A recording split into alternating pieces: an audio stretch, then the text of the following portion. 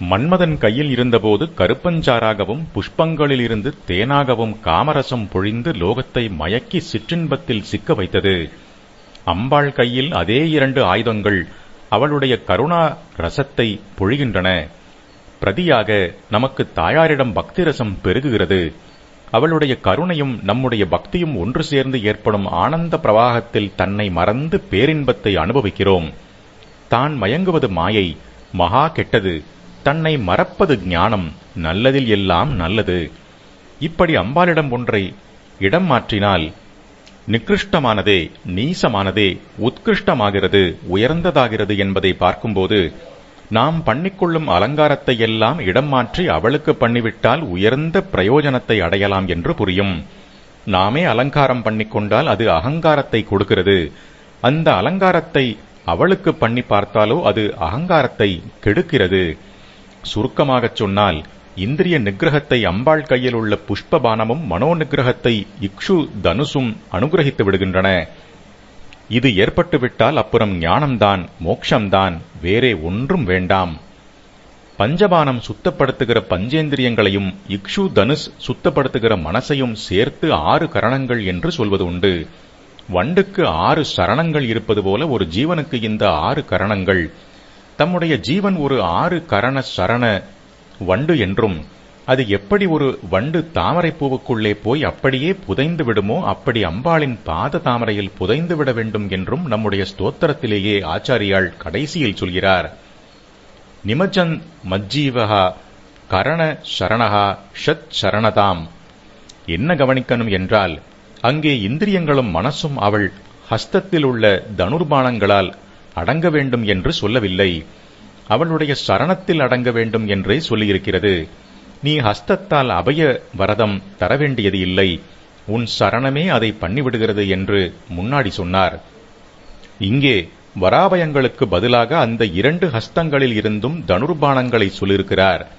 இவை தருகிற மனோ நிகிரக இந்திரிய நிகிரகங்களை மட்டும் அவளுடைய சரணாரவிந்தம் கொடுக்காதா என்ன என்று கேள்விக்கு பதிலாகத்தான் பின்னாடி மனசும் பஞ்சேந்திரியங்களும் ஒன்று சேர்ந்த ஜீவனான வண்டு அந்த அரவிந்தத்திலே புதைந்து போவதையும் சொல்லியிருக்கிறார். மீதமிரு கரங்களில் உள்ள பாச அங்குசங்கள் அடக்குகிற நம்முடைய காம குரோதங்களும் அவள் பாதத்தை பிடித்தாலே அடங்கிவிடும்தான். பின்னே எதற்கு 4 ஹஸ்தம் என்றால், அப்படி ஒரு ரூபத்தை பார்க்கும்போது எத்தனை சௌந்தரியமாக இருக்கிறது. அதற்காகத்தான் அவள் சௌந்தரியவதி என்பதோடு சக்கரவர்த்தினி. அந்த காம்பீரியமும் தெரியத்தான் பிரதானமாக தனுர்பானம் முன்னிரண்டு ஹஸ்தங்களில் ராஜா என்றால் தனுர்பான தரனாகத்தான் சித்தரிப்பது. ராமர் அர்ஜுனன் என்றால் அப்படித்தான் போடுவது. எட்ட இருக்கிறவர்களையும் தாக்குவதற்கான ஆயுதம் அதுதான். அஸ்திர சாஸ்திரத்துக்கே தனுர்வேதம் என்றுதானே பேர் இருக்கிறது. அதனால் இந்த மகா ராணிக்கு தனுர்பானங்களை முக்கியமாக கொடுத்தது.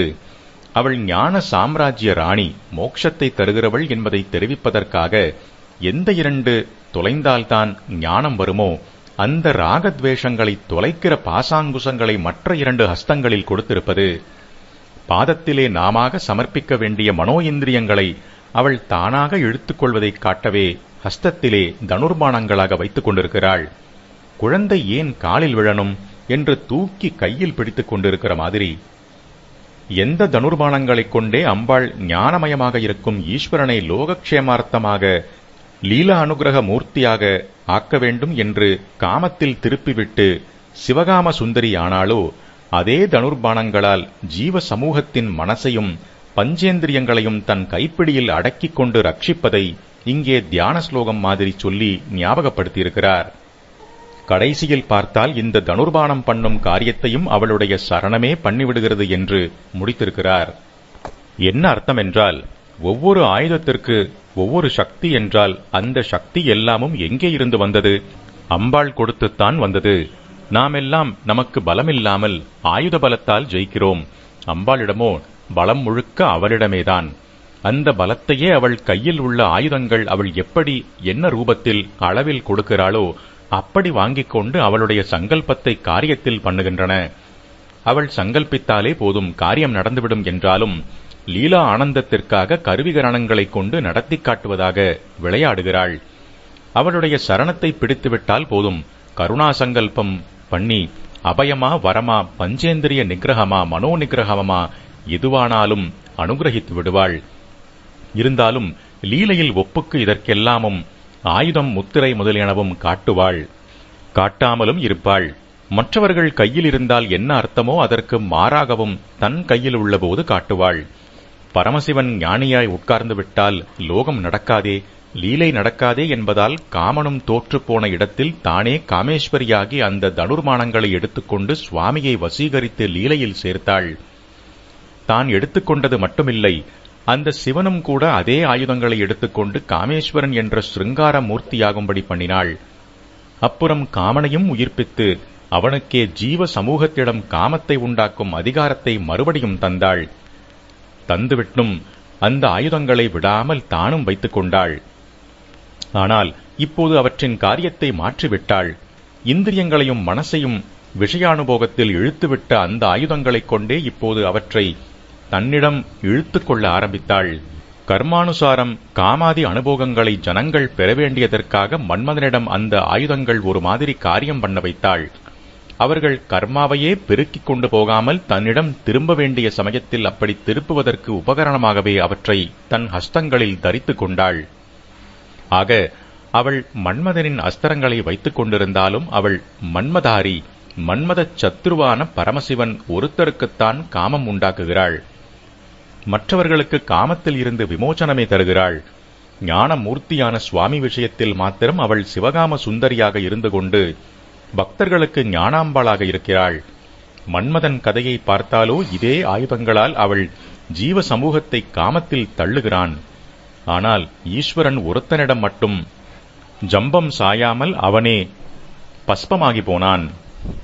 அம்பாளுடைய சதுர்புஜங்களையும் ஒட்டியானத்தையும் சூக்ஷ்மமான இடுப்பையும் சரச்சந்திர வதனத்தையும் வர்ணித்துவிட்டு இது அவயவ ஸ்வரூபம், இதை வர்ணித்துவிட்டு தத்வஸ்வரூபமாக அவள் என்ன என்று எசன்ஸ் பிழிந்து கொடுக்கிறார். புறமதிது ஆகோ புருஷிகா என்று. திரிபுர சம்ஹாரனுடைய தற்பெருமையின் ஆகாரம், வடிவம் என்பது இதற்கு மேலெழுந்த வாரியான அர்த்தம். ஆழமாகப் பார்த்தால் அவனுக்கு ஏற்பட்ட நான் என்ற உணர்ச்சியின் உருவமே அவள். காமனுடைய தனுர்பானங்களை வைத்துக் கொண்டிருப்பவள். ஆனாலும் இவளே பரபிரம்மத்தினுடைய சாக்ஷாத் சிவசக்தியாக இருக்கிற ஞானாம்பாள் என்று அர்த்தம்.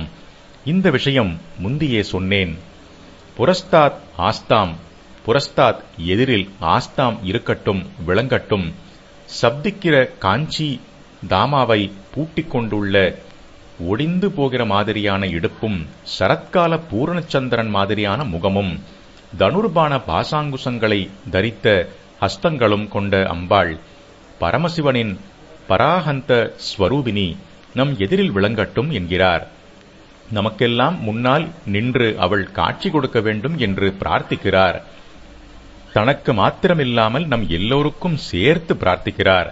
புரஸ்தாத் ஆஸ்தாம் நகா என்கிற இடத்தில் நகா என்பதற்கு நமக்கு என்று அர்த்தம். எனக்கு இல்லை, நமக்கு. அப்படி அவள் மனக்கண்ணின் முன்னால் நிறுத்திப் பார்ப்பதற்குத்தான் இந்த ஸ்லோகத்தை அழகான ஸ்வரூப வர்ணனையாக பண்ணி கொடுத்திருக்கிறார். அவளுக்கே வேறே சில லட்சணங்களும் உண்டு.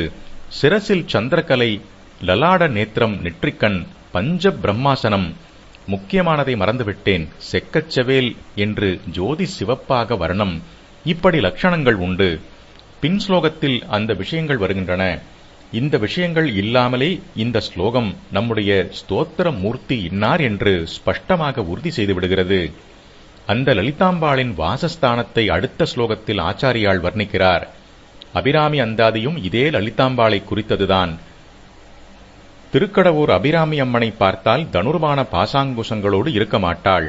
சோழதேச கோவில்களின் வழக்கப்படி வராவயம், புண்டரீகம், அக்ஷமாலையோடுதான் இருப்பாள்.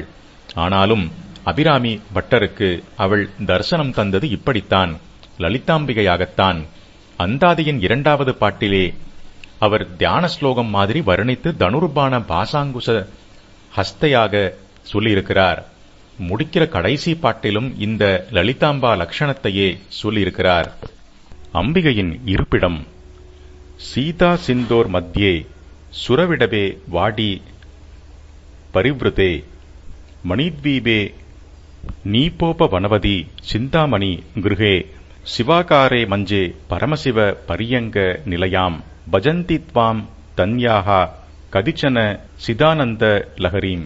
சீதா சிந்தோ அமிர்தக்கடலின் மத்தியே நடுவில் சுரவிடப்பி வாடி பிரபிருதே கல்பவிருக்ஷ வனத்தினால் சூழப்பட்ட மணித்வீபே ரத்ன மணியாலேயே ஆன தீவாகிய மணித்வீபத்தில் நீப உபவ நவதி கதம்ப விருட்ச சோலையுடன் கூடியதாய் உள்ள சிந்தாமணி கிருகே நினைத்ததை அளிக்கும் சிந்தாமணிகளையே இழைத்து ஆக்கிய மாளிகையான சிந்தாமணி கிரகத்திலே சிவாகாரே மஞ்சே சிவ வடிவமான மஞ்சத்தில் பரமசிவ பரியங்க நிலையாம் பரமசிவனாகிய மெத்தையில் எழுந்தருளியுள்ள சிவானந்த லஹரீம் ஞானானந்த பெருக்காகிய துவாம் உன்னை கதிச்சன எவரோ சில தன்யா பாக்கியசாலிகள் பஜந்தி வழிபடுகிறார்கள்.